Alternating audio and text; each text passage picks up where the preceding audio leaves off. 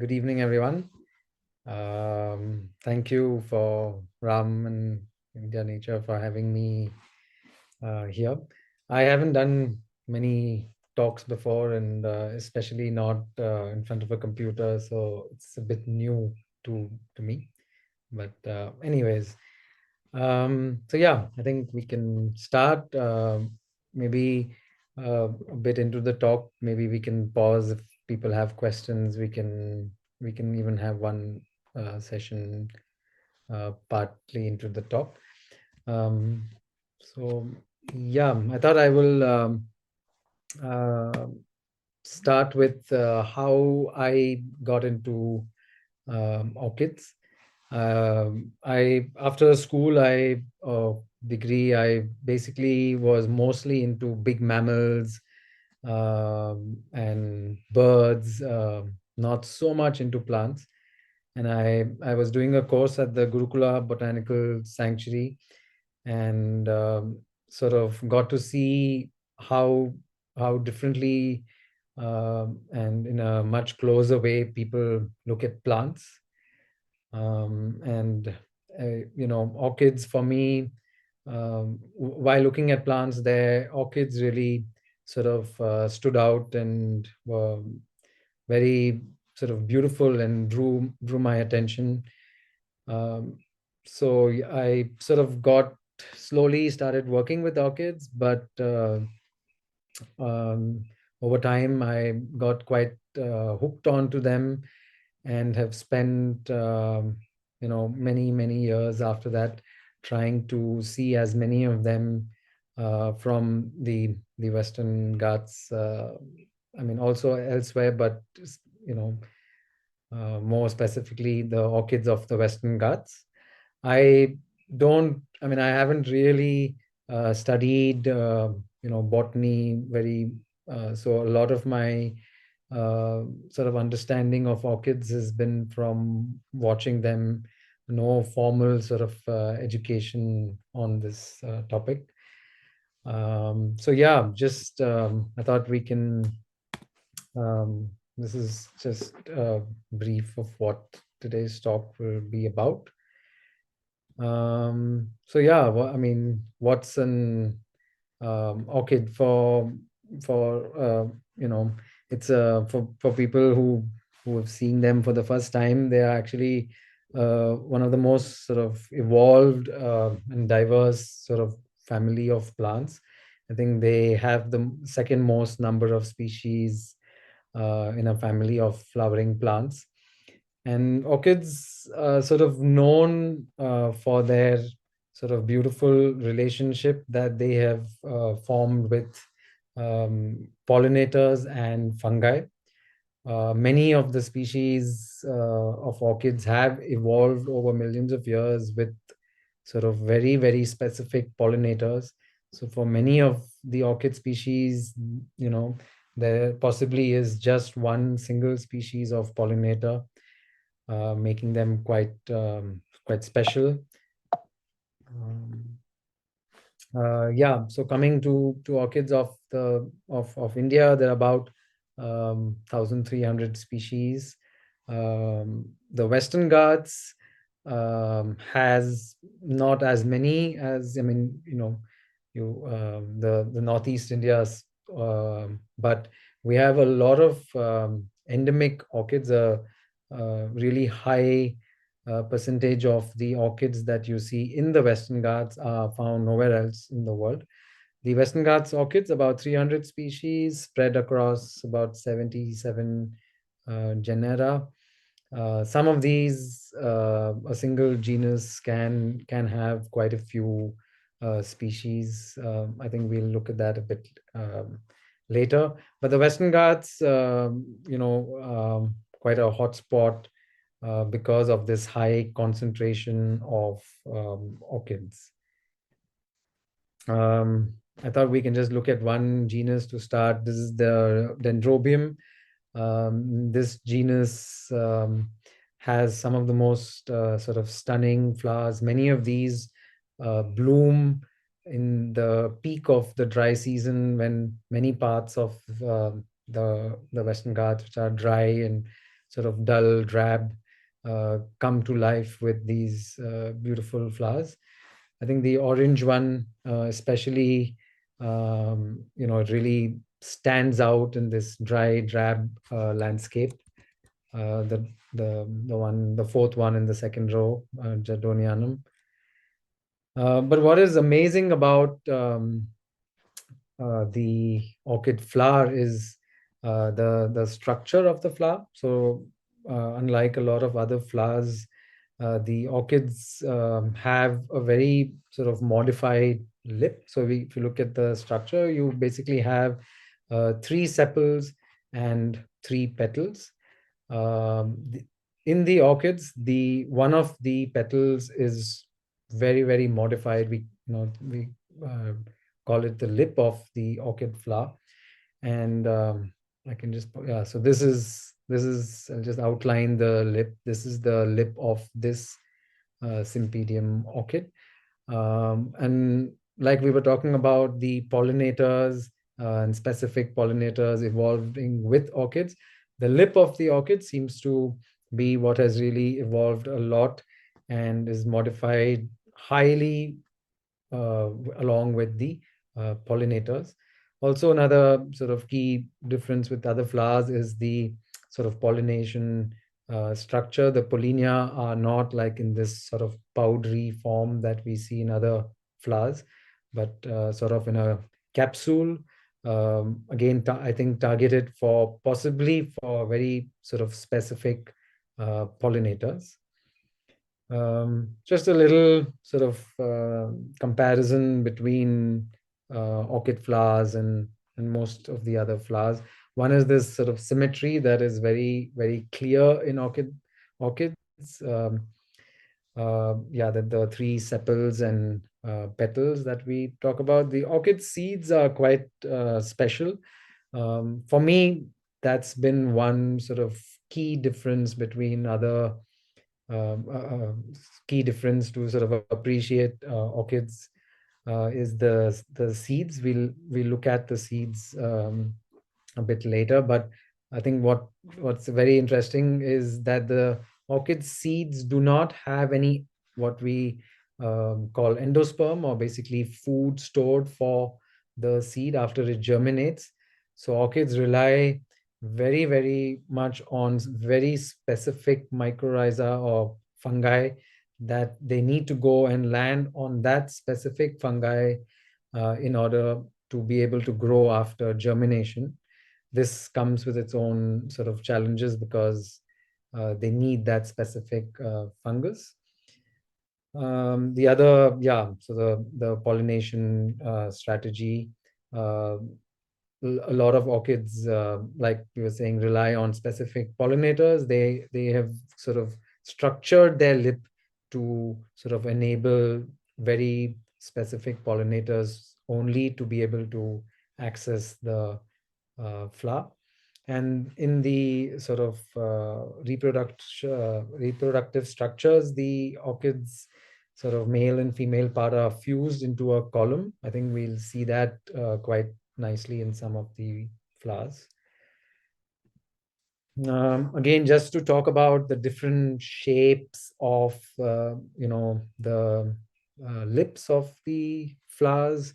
So I can just, again, if you look at this is the lip of this beautiful bulbophyllum. I think it's one of the few, not many of the Western Ghat orchids have all been classified in this IUCN endangered and critically endangered sort of, but this is one that is listed. Again, if we move to this one, you can see what a beautiful modified lip is there. And this is one of my sort of favorite ones to observe.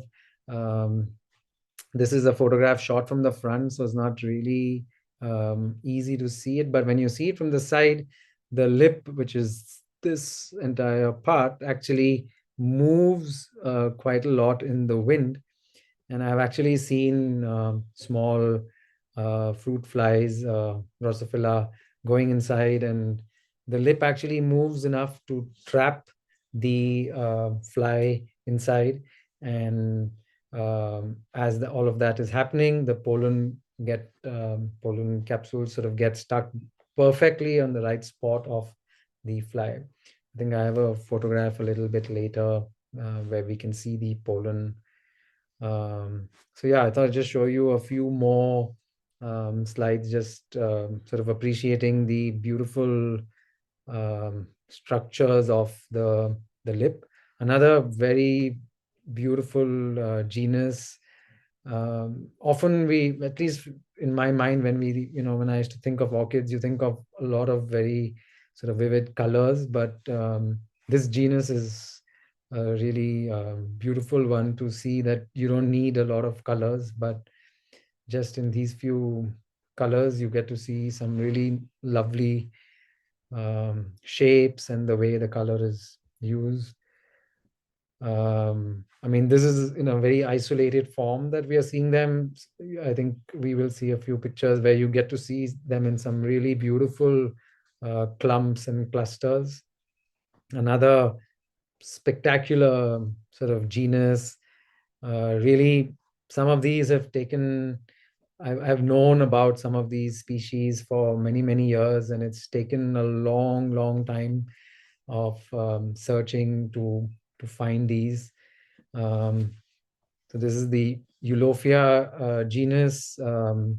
Some of these species you will see even in the drier parts, but for example, this one here, this is a really special one. I think it's in this genus. All the others have sort of some sort of bulbs, but the Zollingeri um, is sort of inactive most of the year, and for a very, very short time during the beginning of the monsoon, when the humidity is high, it sort of comes out. It's You don't see any leaves. I'll show you the different types of orchids, the way they grow. But I thought, again, here you can look at the beautiful structure of the lip. Also here, another beautiful sort of collection. So then I thought we can just look at the sort of stunning colors. Many of these orchids, the Sidon, you get to see it in on these beautiful mossy trees in the Shola forests. And it's a sort of pendulous orchid. So you'll see it sort of hanging from the mossy branches. uh, the Shola forests are sort of in the monsoon, sort of lush with all the mosses, and everything is beautiful, glowing, sort of green. And it's quite a spectacular sight to see this orange red orchid in bloom during the peak of the monsoon. I still remember having seen photographs and drawings of this orchid many times.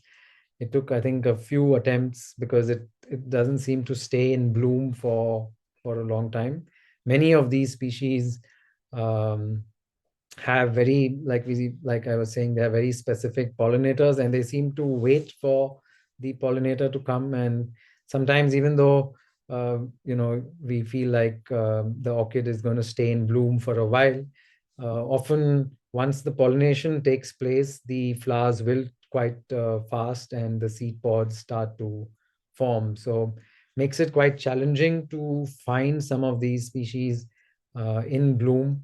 There are some species where I think I did five, you know, uh, excursions to find it finally in bloom. So it's quite a beautiful journey. I think for me, photographing orchids has sort of been I would say a little bit of an you have to justify to yourself why you are spending so much of time roaming around. And in a way, orchids for me has been that you get to spend a lot of time in some really, really beautiful habitats. um, Another Oberonia species again sort of form these beautiful drooping flowers in the mosses. Again, if you look at this one, it's got this really very, very beautiful lip structure. Again, took so many years to find this orchid. So it's been a lovely journey searching for these plants. Um, this is, I think the for me, one of it really holds a special place for me. This species, I had read about it and seen just one plant, and um, asked people who discovered this species where it's found and how to find it. And it's in a sort of protected area, very difficult to get access to find uh, this orchid. So after many years, I think I knew about it for maybe 15 years before I actually got to see a beautiful wild population. And sometimes it's quite beautiful. We know quite little, actually. I realize about a lot of these, the distribution of many of these species. This one, which was thought to be found only in sort of very, very small distribution, after so many years of trying to go there, not being able to go there, you actually realize that you have found it. I finally found it very close to where we live now. So it's quite amazing how you can live in one place, you can have explored an area many times without having seen them. So generally, when you look at the images, you see that they are quite colorful, and you think that you can't have lived in an area or roamed an area for 20 years, and not seen the species. But orchids seem to be quite beautiful, quite colorful, but have this sort of little special sort of hide and seek that they are sort of playing. So a little bit on the classification of the orchids. I think there are many different ways in which people seem to classify them, but I think this is a nice sort of simple way as you encounter them. So the first one, this one here, the saprophytic orchids, a very, very special group of orchids. They do not have leaves. They don't do any photosynthesis. They rely completely on a network of mycorrhizal fungi in the mycelium in the forest floor. And suddenly, out of nowhere, in this dry, drab sort of leaf litter, these stunning orchids. I like the common name for them. They're called the ghost orchids. Most of them seem to have this sort of white sort of dominates their color, but very beautiful, and again are out for a very short time because they don't actually have a lot of food stored. So you're not a very it's not easy to say I'm you're hunting for this and to go and find it, unlike other plants that have at least leaves or bulbs that are there through the year. This one is invisible for most of the year. For a very short time they come out and then they go equally fast. The terrestrial orchids, the ground orchids, this again, there are many species in the Western Ghats, typically dominating the grasslands and the forest floor.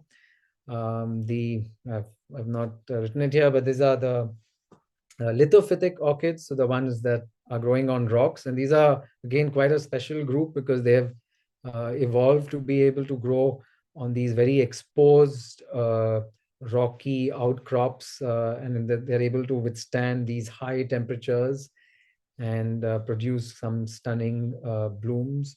And then, yeah, I think a lot of people know the epiphytic orchids. So these are the ones that are growing on trees and in the canopy. And I think the Western Ghats, a lot of our orchids are epiphytic. This dominates the Western Ghat orchid population. I thought I'll just run you through a few beautiful orchids growing in these different sort of uh, habitats. So this is one found high up in the canopy.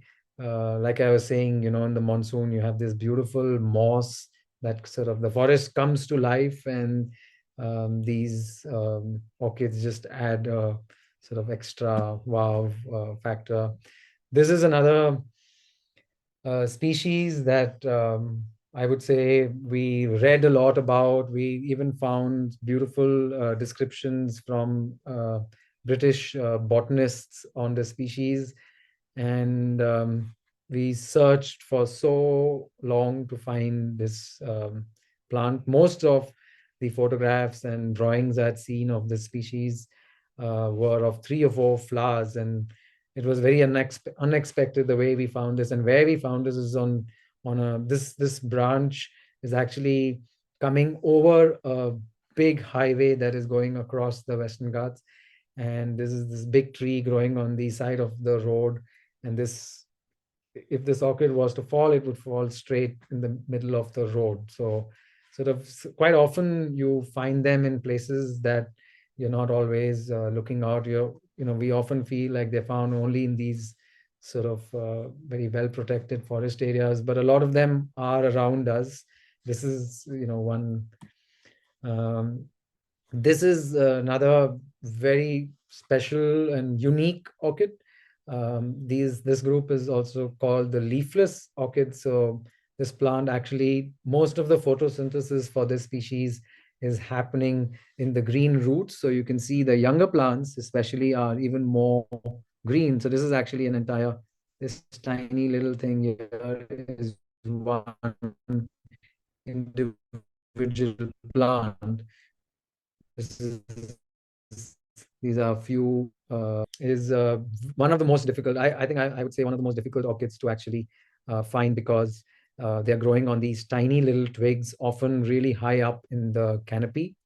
But the roots do a lot of the photosynthesis, and that's how the food is being made for the plant. So no leaves are present, and you get these tiny. I think the flowers are one of the smallest. This is a tiny little flower here, and this entire plant can fit on sometimes on a single 1 rupee coin, just to give you an idea of how tiny they are.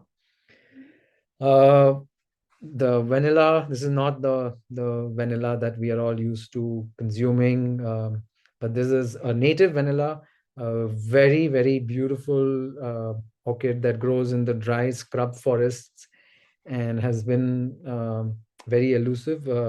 Many trips searching for this plant before we found it, very close to the road, actually, and a really healthy specimen. Again, in this orchid there are no leaves, so the stems of this orchid actually are doing the photosynthesis.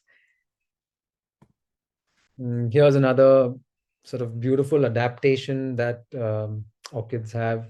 Um this, again, you can see the so this is, I'll just put the mouse around. So this is basically one bulb, and this bulb is, like you can see, is quite green, and so it does also does photosynthesis. This species does produce leaves during the monsoon, and they store enough energy in these bulbs that are flattened and sort of stuck on the bark of trees, and then produce these beautiful trumpet like flowers.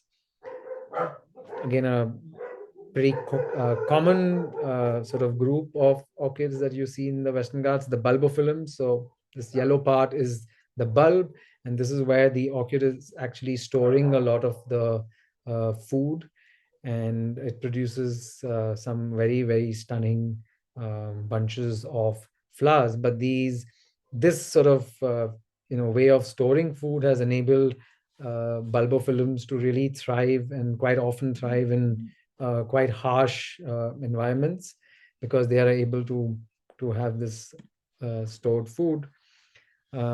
This is one growing on a rock. Again, one that I actually spent a lot of time searching for. Like you see here, this tiny little part here is where the bulbs are.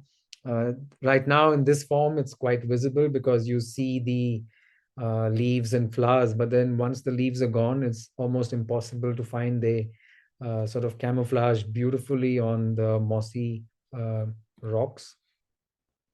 Another one growing on rocks, the lithophytic, coming in the lithophytic group. Um, this is again a very beautiful orchid to see, because how it has managed to find this beautiful niche. So I think a lot of the orchids seem to have found these beautiful niches in which they grow. This one will not come very easily in, large beautiful grasslands, but prefers these tiny little pockets of moss, a little bit of grass, these where there's a constant flow of water seeping. So it's quite a niche that this orchid likes, and hence is not very widespread and quite challenging to find. I don't know if it's very clearly visible, but you see this long spur, and so again, it's going to be very interesting to see who is pollinating this orchid, because the nectar is sitting really low down at the base of this long spur. Another stunning, I think one of the largest single orchid flower from the Western Ghats. And I have often seen and feel like orchids have like an eye for stunning views. So often you go high up on peaks, and one side of the peak where there's this lovely view of the valleys is seems to be sort of a place that orchids seem to like to grow.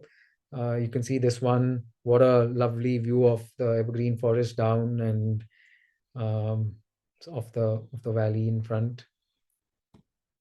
So this species, the Splendida, it's a, like the name suggests, a spectacular, colorful orchid that you will find. And this, unlike the other ones, likes big grasslands, not sort of restricted to just the rocky outcrops. Quite a stunning one. You can't. This is one orchid that you will not be missing when you are walking in this sort of habitat.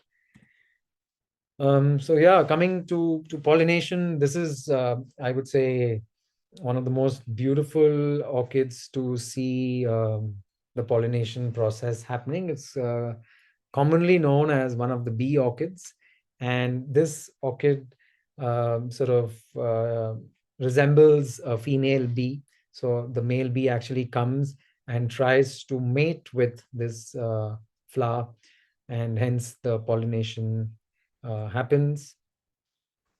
This is one orchid that I was trying to take a nice close up. Again, this blooms in the monsoon, so a lot of wind and rain around. The flowers move a lot. So while I was shooting this, I didn't even know that this white capped spider was actually sitting on the flower, and the bee came for to drink nectar from the flower, and in one instant the spider caught it, and the venom seems to be really having an effect very quickly. The bee dies almost instantly.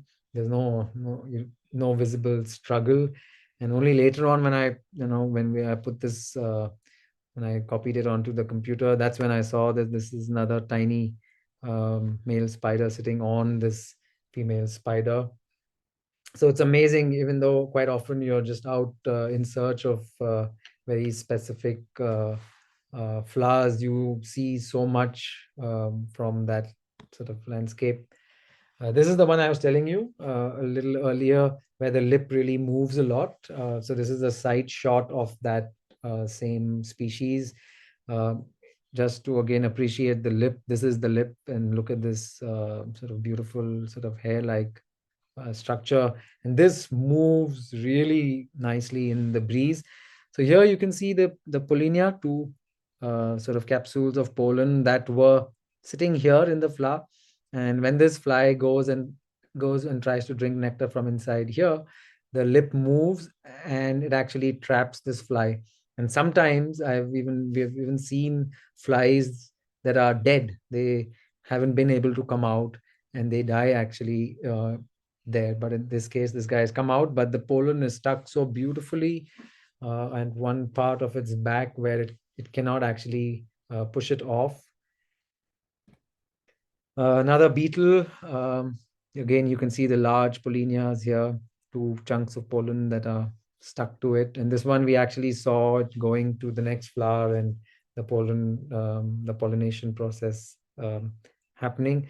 So yeah, it's quite beautiful to watch. And often if you're just there by a flower for a little while, uh, you actually get to see a lot of this pollination process happening. This is for me the most sort of interesting one in the pollination. This is the mosquito, and initially I thought mosquitoes only bothering us. It's a pain. Mosquitoes can be a real pain. Trying to photograph these orchids, trying to be still.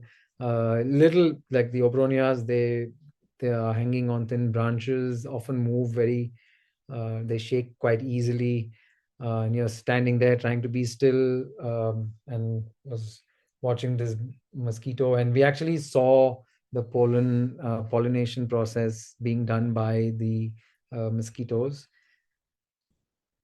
So yeah, after the pollination, you get the seeds. This is the sort of fascinating thing about orchids. A single seed pod. So here you see there are actually thousands and thousands of seeds here, these hairy uh, things. And a single orchid pod is sort of believed to can hold in some species a few million seeds in a single seed pod.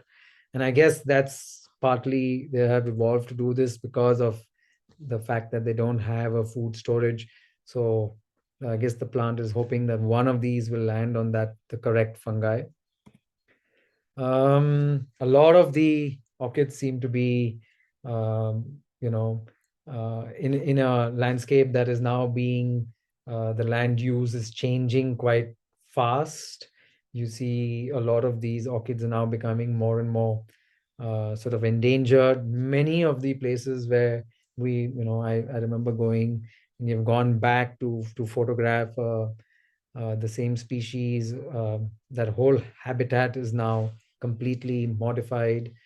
And so changing landscape is now a serious, serious threat to a lot of our orchids.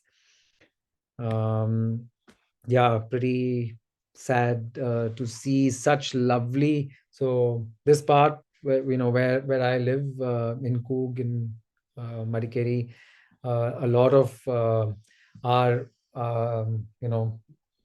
forests have been slowly being converted to large coffee estates, which was still really nice because the coffee estates still had a lot of trees, native trees that were supporting an amazing diversity of orchids. But as this landscape is now getting modified, a lot of our trees are going, which is now a serious, serious threat to a lot of the orchids. Already in the span, what I don't know, about 15, 20 years that I've been looking at orchids, so many of the places you go back now, you don't see a single plant. So it's quite a serious threat. This, in one of these pilgrim spots in the Western Ghats, high up on a peak, we had spent a few days looking for this bulbophyllum that you see here, lying here. And after 2 days, we actually saw the first plant that we came across was in this shop. Each of those tiny little bulbs was being sold for 25 rupees for treating kidney stones. Um, so a lot of the orchids are under serious threat. And it still amazes me, even though, like I mentioned, only about 300 species from the Western Ghats. There are still so many that we are still discovering. Many new species. This is one possibly an unidentified plant. So many different plants that are still there. Um, so yeah, I think just a few, if people are interested, books. Not many. I would say to my liking. I wish there were more books to appreciate this amazing group of plants. Um, when I started searching for many of these species and started looking for material, that's when I realized whatever is there is quite old. It's amazing work, but it's still quite old, and we don't have many books that are available now. There's, I think, these e-floras are sort of a bit more comprehensive, but no real books to really appreciate this group. So yeah, as I think as I sort of traveled and saw a lot of photographed a lot of species in the wild, I thought it'd be nice to come up, try to make a book. So this is a sort of a little peek at what we hope someday will come out and uh, showcase this amazing group of plants. Yeah, thank you.